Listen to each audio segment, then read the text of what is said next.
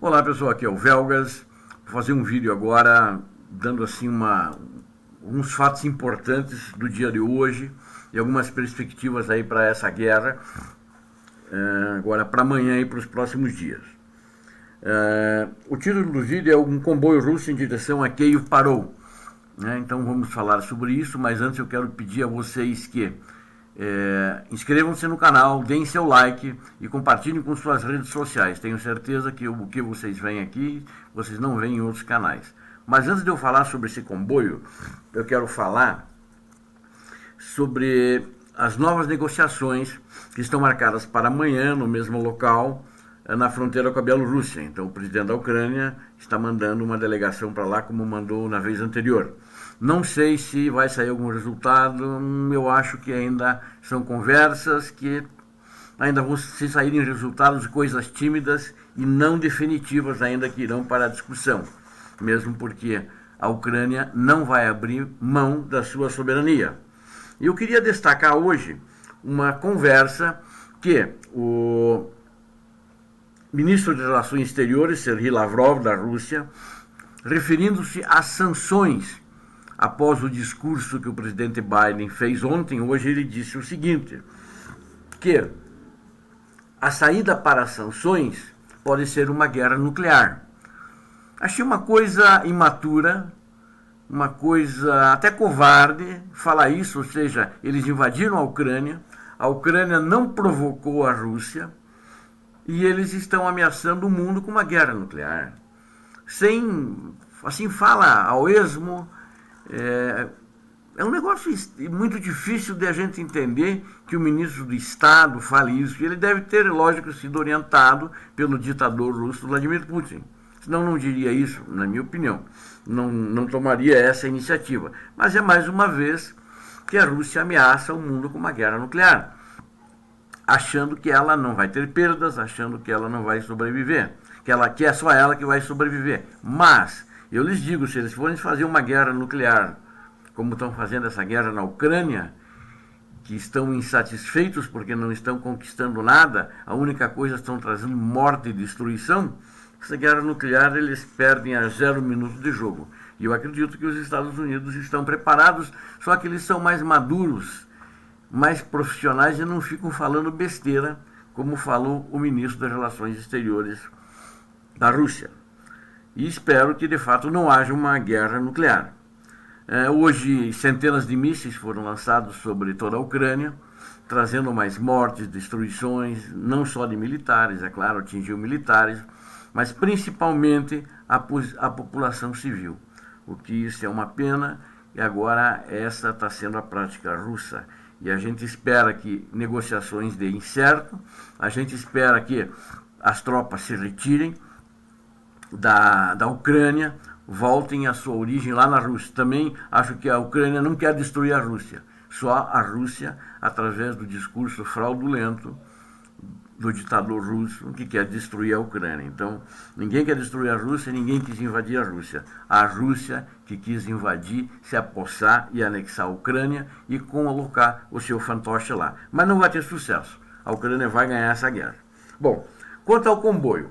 Então foram vistos por imagem de satélite um comboio com uma profundidade na estrada de 40 quilômetros de veículos militares russos, se aproximando de Kiev, capital da Ucrânia. Ele vinha da direção norte. Isso já foi mostrado em uma imagem de satélite que vocês estão vendo as fotografias aqui. Algumas imagens são de satélite, outras não, tiradas no local ao vivo por jornalistas.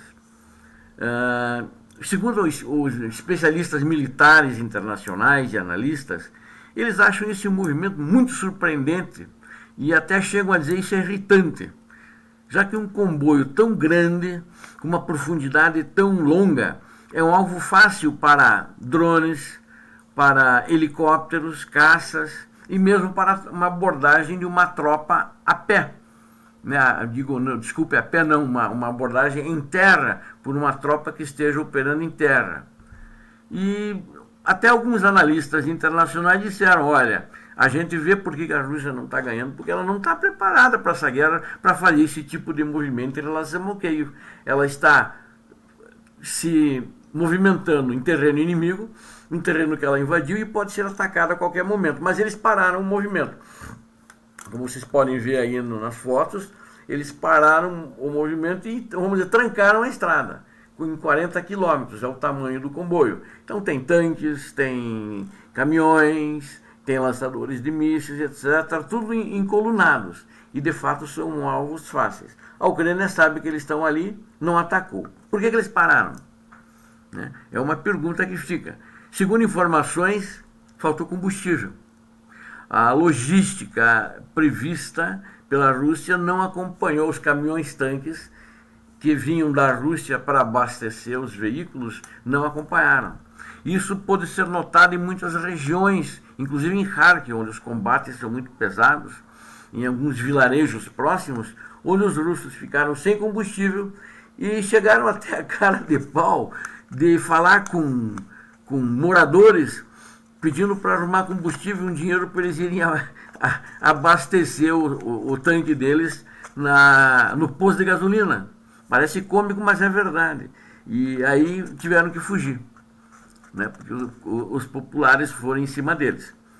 Então, acho até estranho que a Ucrânia não bombardeou ainda, e principalmente que está parado, ou eventualmente prender todo o comboio, ou talvez ela não esperava que eles fossem parar. Talvez é uma notícia que fosse pega de surpresa, mas eu acho que a Ucrânia deveria bombardear ou prender todo o comboio. Por quê? Vamos aprender com a história. Quando a Alemanha invadiu a França, e ela veio vindo, os ingleses vieram recuando, chegaram até Dunkerque. E os alemães deveriam atacar imediatamente, mas receberam ordem para parar. Eu não sei por que dizer agora, mas isso é história. Eles não atacaram. Os ingleses fizeram aqui, em barcos, em lanchas, em navios, o que tinha pela frente, eles embarcaram, foram para a Inglaterra, reagruparam suas forças lá, se fortaleceram na ilha da Grã-Bretanha, e depois voltaram com tudo para a Europa, quando foi o dia D e desembarcaram na França junto com os americanos. Então, acho que esse foi um dos erros dos alemães, que talvez tenha sido, em termos de futuro, a perda da guerra, porque deixou o exército inglês praticamente intacto. E os ucranianos não podem deixar essa coluna intacta. Ou prendem ela ou destroem. Acho que isso é uma lição que Dunkerque nos ensina e provavelmente em outras lições que existem por aí no mundo. Então isso é muito importante.